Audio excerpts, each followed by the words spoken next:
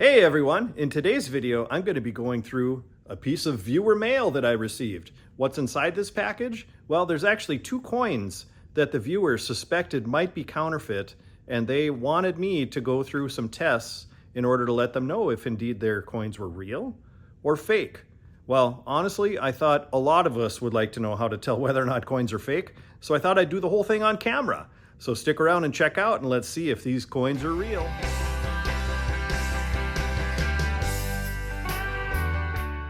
Hey everyone, as I stated in the intro, I did receive this package in the mail just the other day from a viewer wondering if indeed their coins were fake or real. Inside of it was a letter. Here's the 2 coins in question. We have what appears to be an 1875 Carson City trade dollar and an 1888. Is there a mint mark on this one? I don't see it. Seeded half. So we're going to go through some tests to determine if these are real, but first I'll read you quickly the letter. I'll leave the names out.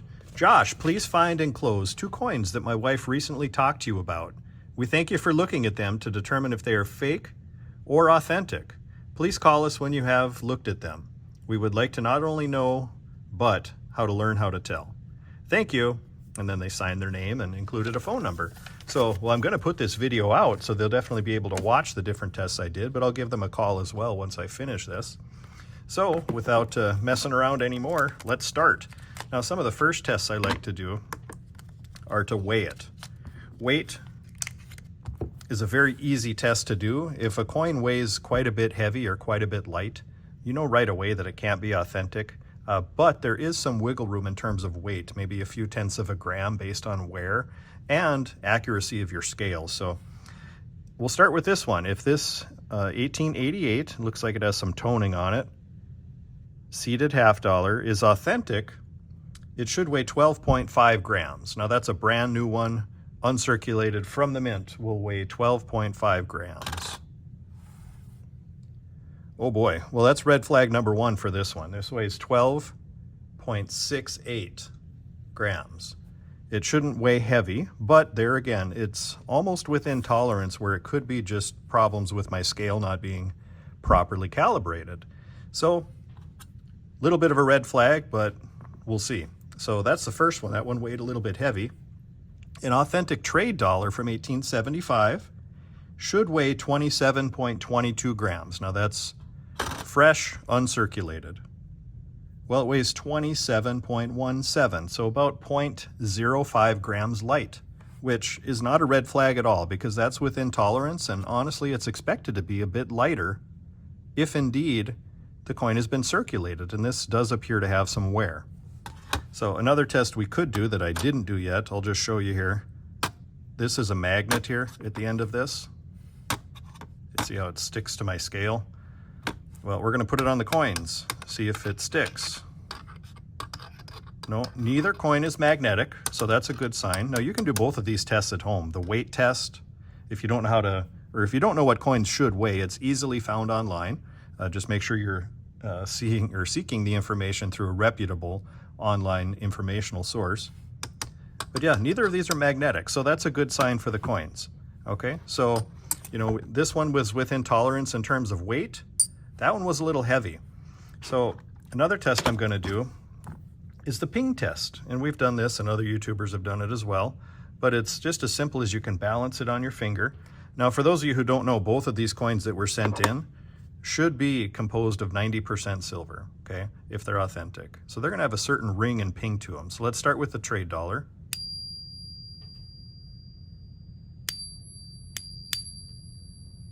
Can you all hear that?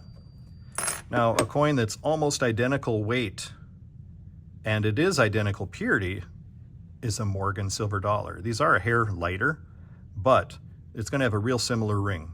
Let's listen.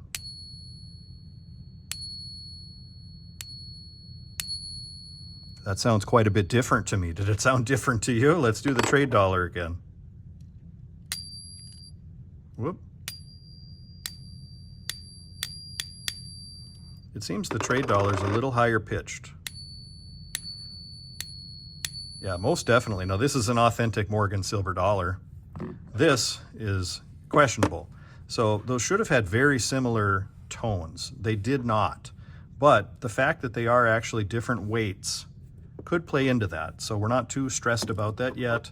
That there is still a chance this is real based on its weight being just a hair light, which is expected, and that the tone is similar in tone to an authentic one. So the next test we're going to do, we're going to put these coins on my Sigma metalytics machine. So as I said earlier, both of these coins, if authentic, should be comprised of 90% silver. So I got my machine set up for 90% silver, pre-1900. There's going to be a little bit of trouble because this is more for bullion. You know, how many ounces is a $50? Well, I'll weigh it quick here. I'll show you what I'm doing here. Mode, ounces. Yeah, it's just under half an ounce. So, I mean, I can't put it exactly, I don't think. But anyway, it'll be close. So if this indeed is a real 90% silver half, and I'll show you a real one on the tester here first. Oh, actually, technically, these will be a different setting. So as you can see, that's right in the green.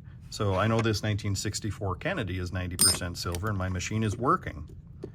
Now I got to tell the machine that this is a pre-1900 $50. We'll see if it's silver. Nope. So that test alone, and now I didn't do it first for a reason, but that test alone tells me that this cannot be real because my machine is telling me by composition this is not made of 90% silver. See how the arrows go all the way off into the red. So bad news, this coin is definitely not authentic. So we got one out of the way, and this is one we suspected wouldn't be real because it weighed a little bit heavy, and a coin should never weigh heavier than its specs.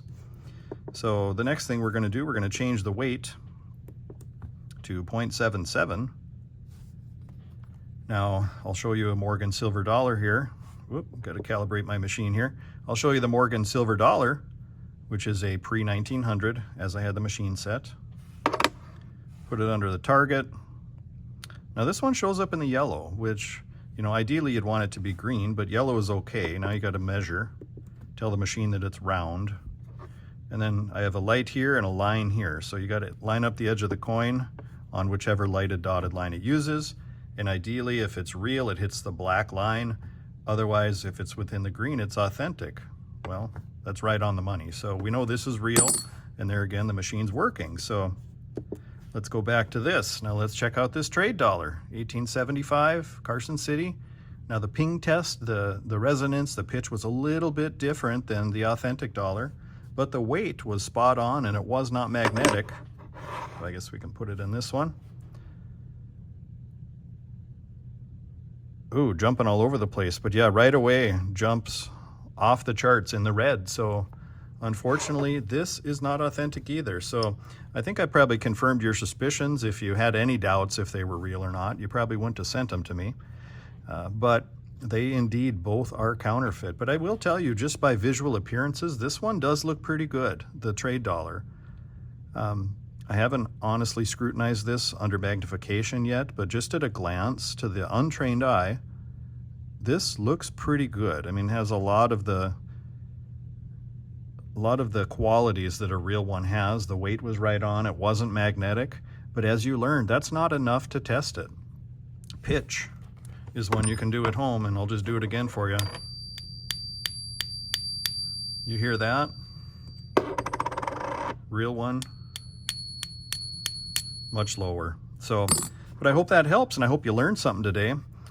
Have you ever come across a counterfeit coin? Well, I know I have, and I've talked about doing a video on counterfeits because I get them very frequently in my shop. Sorry, I wrote on myself with permanent marker when I was scribbling out their name.